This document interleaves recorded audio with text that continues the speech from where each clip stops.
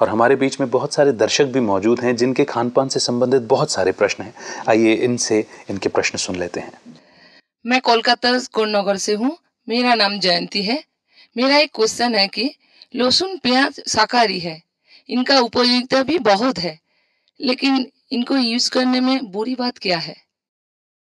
जी देखो, जैसे मैंने पिछली कड़ी में कहा था कि अन्न का मन पर बहुत गहरा प्रभाव है, और अन्न जो है उसके कहा जाता है 3 प्रकार के दोष है। एक होता है जाति दोष, एक होता है आश्रय दोष, एक होता है निमित्त दोष। तो ये जो जाति दोष है इसमें अन्न की 3 कैटेगरीज बताई जाती है। एक होता है सात्विक अन्न, एक होता है राजसिक और एक होता है तामसिक। तो लहसुन और प्याज इसको बॉटनी में allium groups, allium family of the plants, उसमें आता है ये एलियम जिसको कहते हैं, एलियाशिस ग्रुप ऑफ द वेजिटेबल्स।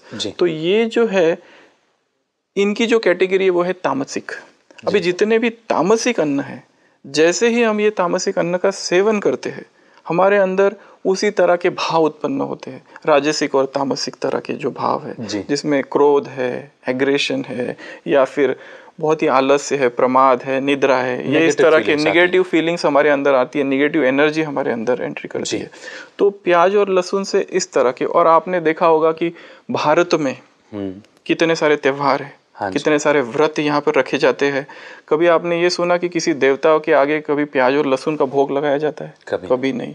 कभी आपने ये देखा है कि कोई व्रत कर रहा है, कोई उपवास कर रहा है, और जब उपवास तोड़ता है, पहले एक बार भोजन करता है, उस समय भी प्याज लहसुन का उपयोग नहीं करते? या कोई तीर्थ यात्रा में कोई जा रहा है तभी भी प्याज लहसुन का उपयोग नहीं किया जा सकता है? तो ये जो प्याज लहसुन है शरीर में जाते ही जैसे उत्तेजना उत्पन्न करता है।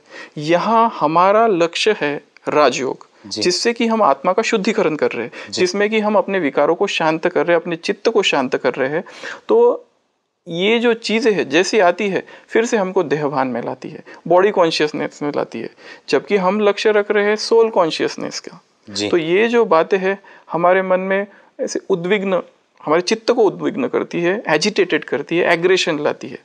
दूसरी एक बात प्याज और लहसुन के बारे में कि आपने देखा होगा प्याज और लहसुन का जो स्मेल है वो कैसा होता है? क्या बहुत अच्छा होता है? दुर्गंध होता है। जी जी जी, मुंह से दुर्गंध आती है। जो भी व्यक्ति प्याज लहसुन खाते हैं उनके मुंह से दुर्गंध आती है। अच्छा, ये तो हो गया आध्यात्मिकता की रीति से। अगर आप मेडिकल पॉइंट ऑफ व्यू की बात कर रहे हैं तो एक काफ़ी रिसर्च हुआ है आजकल।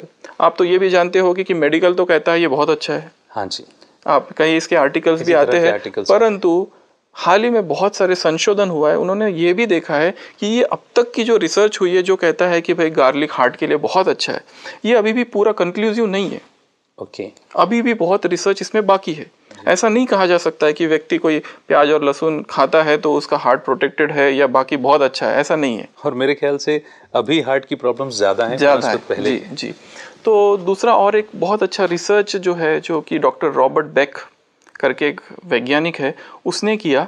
उसने स्टैनफोर्ड यूनिवर्सिटी में एक ये जो प्याज और लहसुन के ऊपर बहुत गहराई में इसके गया, इसमें काफ़ी रिसर्च किया, और उसने पाया कि जैसे ही ये लहसुन प्याज शरीर में जाते हैं तो एक केमिकल होता है जिसको कहते हैं सल्फोनिल हाइड्रोक्सिल आयंस, ये रिलीज होते हैं। अब ये जो आयंस है, ये जो केमिकल है, इसमें इतनी शक्ति होती है कि हमारे शरीर में एक होता है ब्लड ब्रेन बैरियर, हर चीज़ जो हम खाते हैं ब्रेन में नहीं पहुंचती है। तो ये जो केमिकल है ये इस बैरियर को ब्रेक करके ब्रेन में जाता है और वहाँ पर कुछ टॉक्सिन्स रिलीज करता है, और उसके वजह से न्यूरॉन्स को बहुत हानि होती है।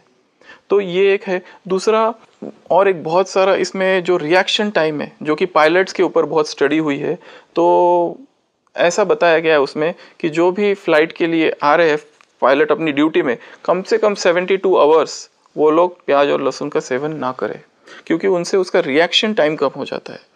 तो अभी बहुत सारी इस तरह की रिसर्च और भी आ रही है कि जो हमको बताती है भाई, ये जैसे होम्योपैथी और इसमें भी कहा जाता है कि ये जो प्याज और लहसुन है उसमें सल्फर की मात्रा बहुत होती है, लैटेक्स की मात्रा बहुत होती है, जिसमें शरीर में बहुत सारे जैसे कि बीमारियां उत्पन्न हो सकती है। जी जी।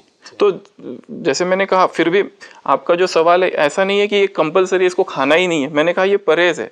अगर आप इसको नहीं खाते हैं तो आप फायदेमंद है। अगर आप खाते हैं और फिर भी आप चाहते आध्यात्मिक साधना भी करना चाहते, साथ साथ ये भी करना चाहते, तो ये तो जैसे लीकेज है, जबकि हमारा जो लक्ष्य है इस तक हम पहुंच नहीं पाएंगे। जी जी जी।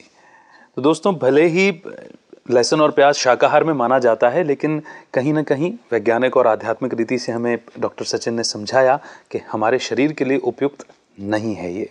और अंततः हम भी तो मन की शांति के लिए ही प्रयास कर रहे हैं सभी।